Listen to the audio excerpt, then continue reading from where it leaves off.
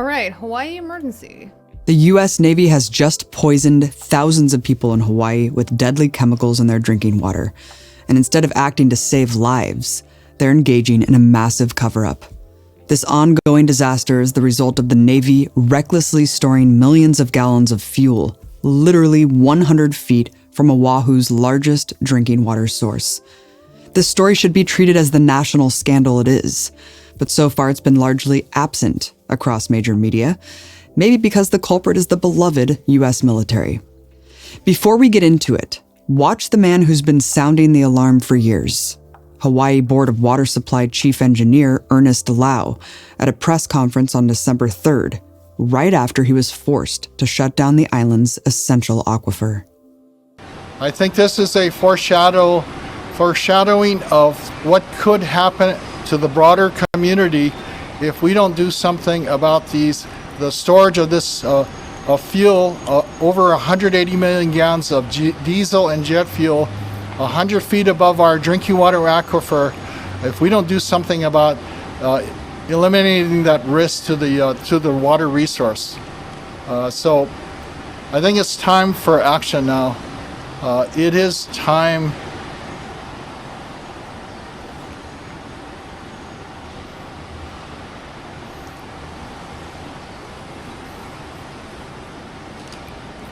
We cannot wait any longer.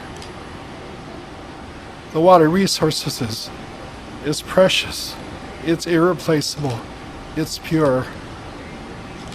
There is no substitute for pure water, and our lives depend upon it. So I would urge the decision makers and the Navy to take action immediately to take away this risk from our vital water resources there.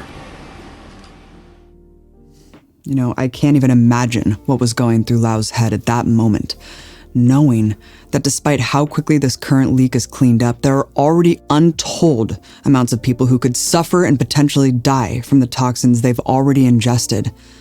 Petrochemicals in drinking water are notorious for causing leukemia, miscarriages, and devastating birth defects. We just did an hour-long podcast on this unfolding tragedy, in which you can find many more details about the case linked to in the description below. So this is all happening at the Red Hill Fuel Storage Facility, owned and operated by the Navy, where since World War II, about 200 million gallons of fuel have been stored in the same rusted-through metal tanks, right on top of this precious and irreplaceable water source. Red Hill has always leaked. A classified Navy report in 1982 reported leaks in the fuel lines, and regular leaks for 40 years prior. Since then, the Navy's own data has shown constant, regular fuel leakage and consistent toxins in the soil that far exceed Department of Health safety standards. We're talking about almost 80 years of this pollution. Once residents became aware of the once top-secret facility in the 90s, they've been calling to shut it down, because obviously it's insane to continue this. But the Navy's always maintained there's nothing to worry about. They test the water all the time. If there was a problem, well, they'd be sure to let you know.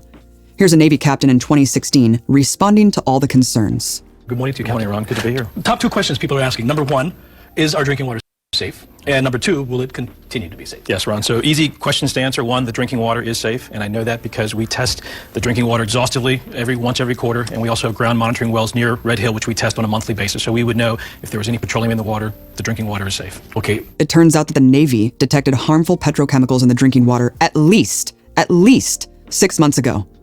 According to Hawaii paper The Star Advertiser, water samples taken by the Navy at its Red Hill drinking water well showed petroleum contamination in July, August, and September. Some of the samples exceeded the state's threshold for what's considered safe. So what did the Navy do when they found these chemicals back in July? Did they tell residents, pregnant women, even their own troops to stop drinking the water? No. Instead, they actively hid the information and refused to comply with the Hawaii Department of Health on giving them the data. The Navy had been constantly failing health inspections at the facility, leading to hundreds of thousands of dollars in fines from the health department, as well as a lawsuit filed by the Sierra Club in November. The only reason the Navy finally admitted something was even happening is that the water began to smell and taste like gasoline, and people began showing up at the emergency room with chemical burns in their mouths.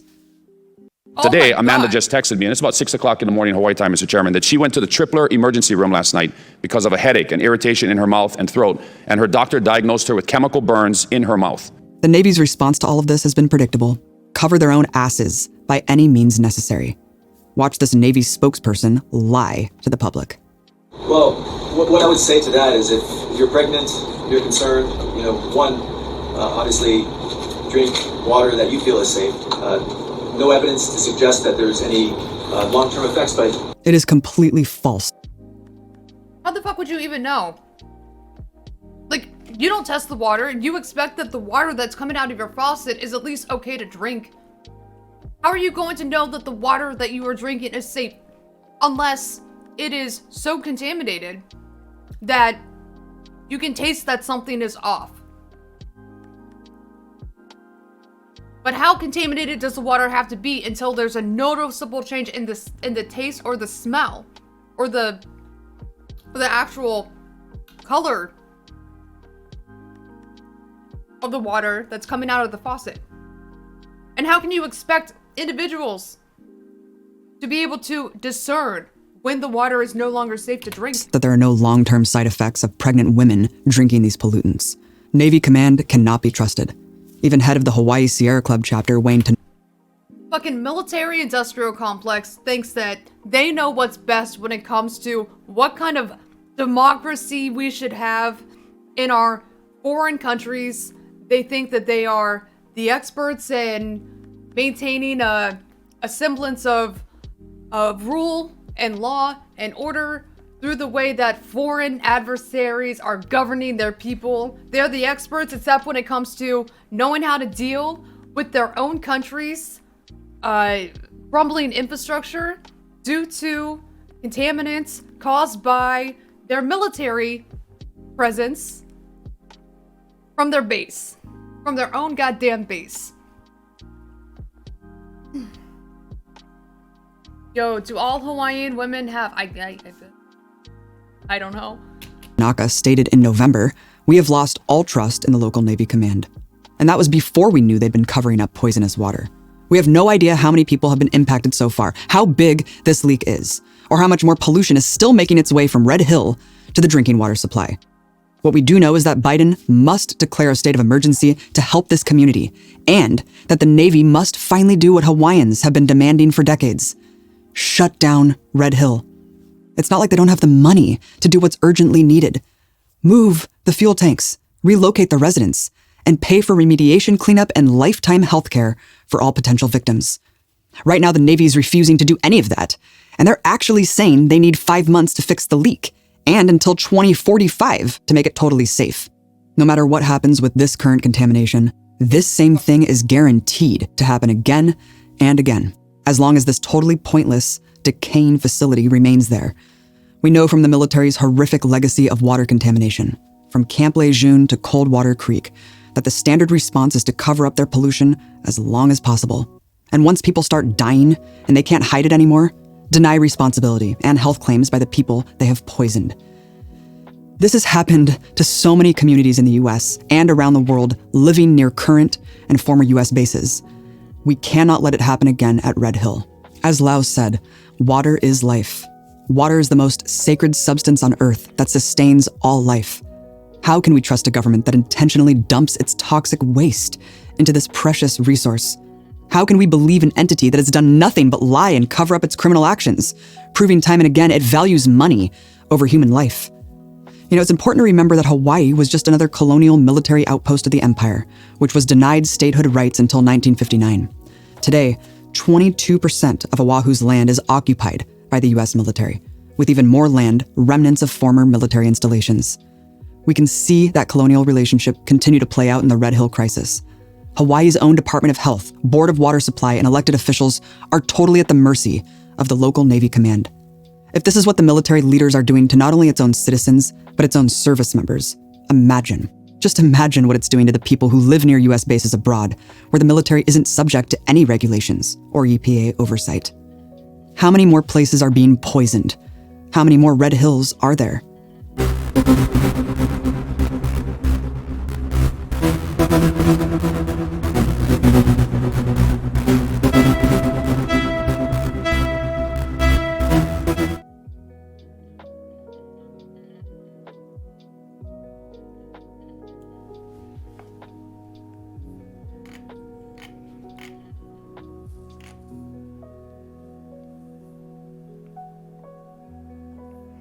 The Air Force has been leaking millions of gallons of jet fuel in the aquifers in New Mexico too. Kirtland? In Albuquerque? Shit.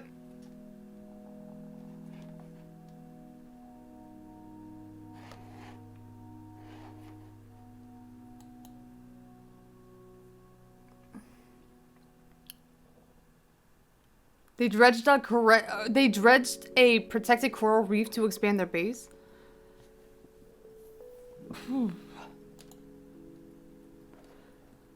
Excuse.